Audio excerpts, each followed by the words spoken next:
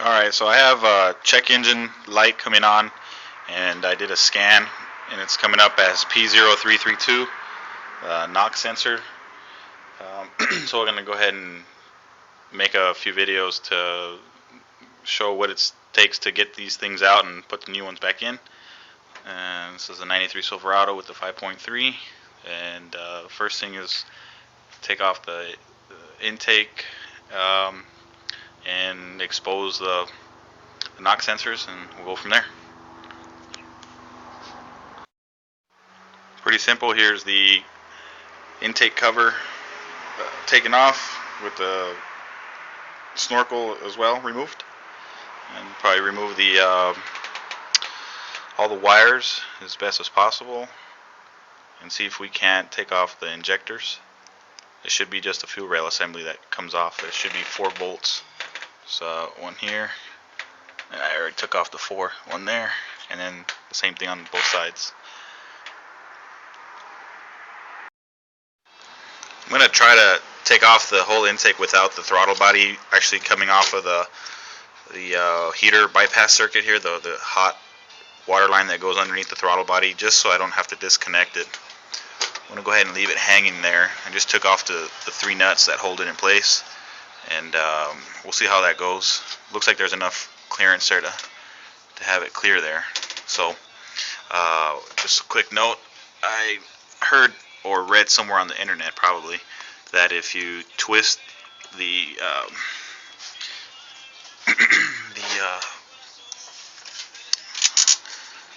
the injector, if you just give it a quick twist before you try to lift them out, it should be a little bit easier to kind of loosen them up a little bit.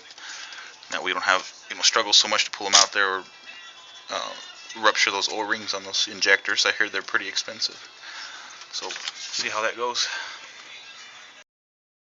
There's a little deeper look here. I took off the fuel rail assembly and just kind of moved it out of the way, and everything has O-rings in here, so it just kind of moves around quite a bit.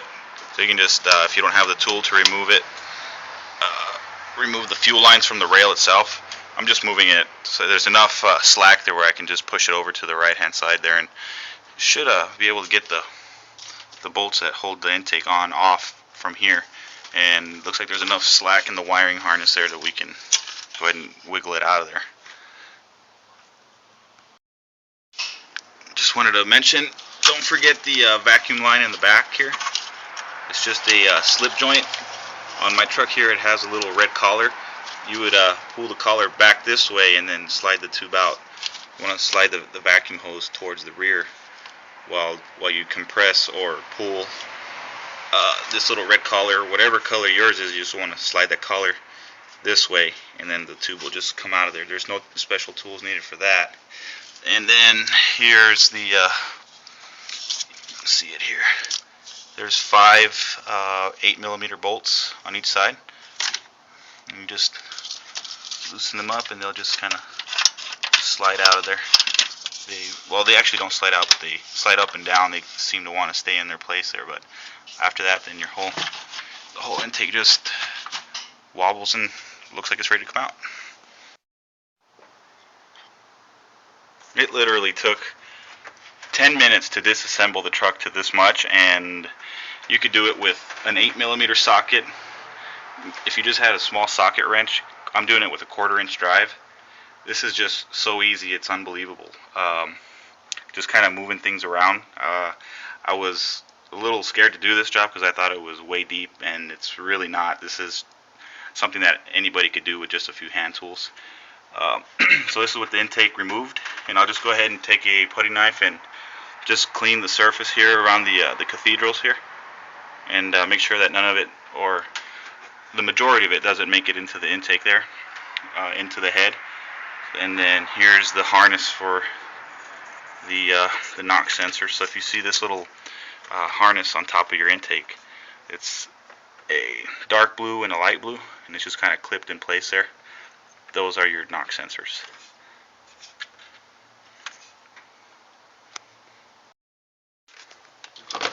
So I'm going to take a 7/8 socket to get these sensors out.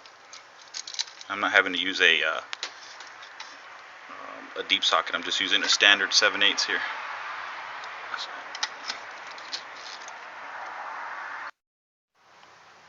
And this is what the old knock sensors look like in comparison to the new one. The two on the right are the old ones, the one on the left is a new one. So I'll go ahead and take a vacuum to this thing and clean it up as best as possible. I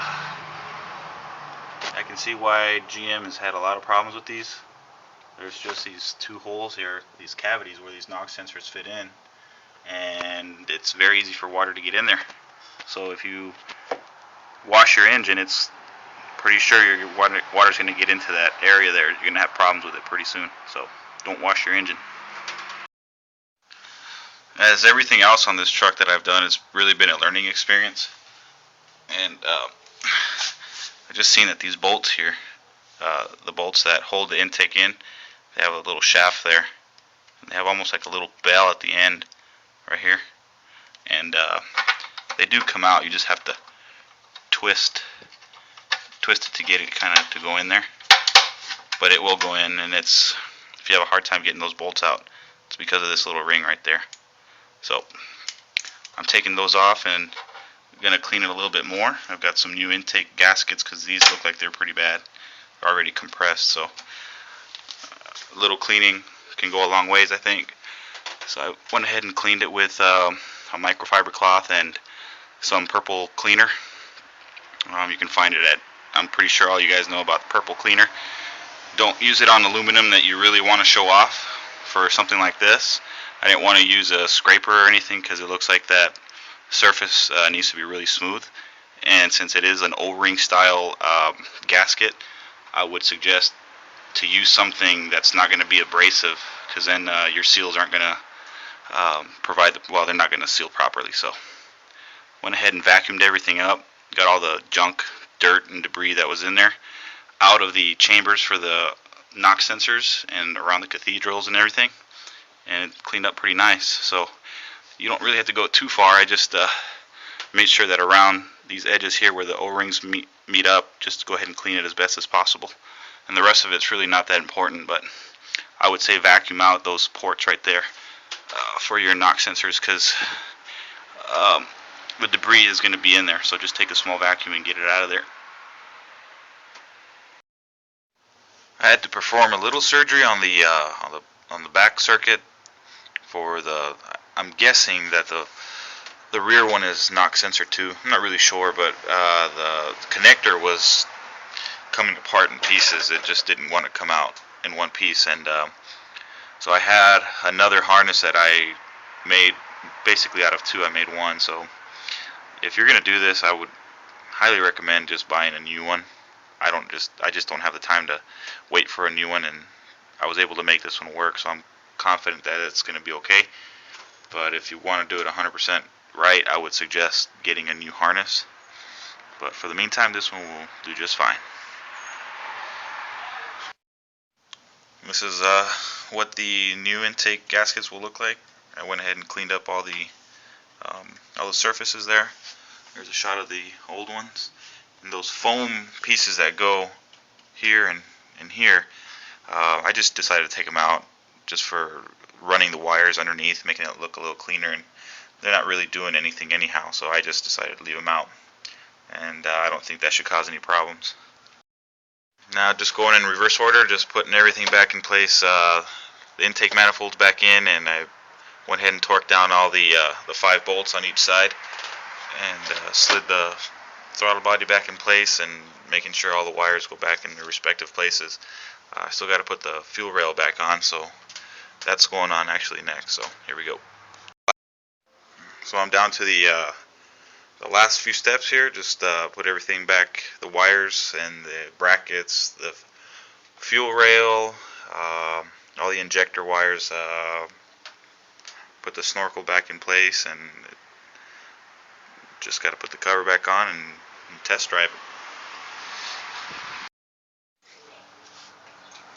So here's a completed video of everything put back together, and just a quick startup.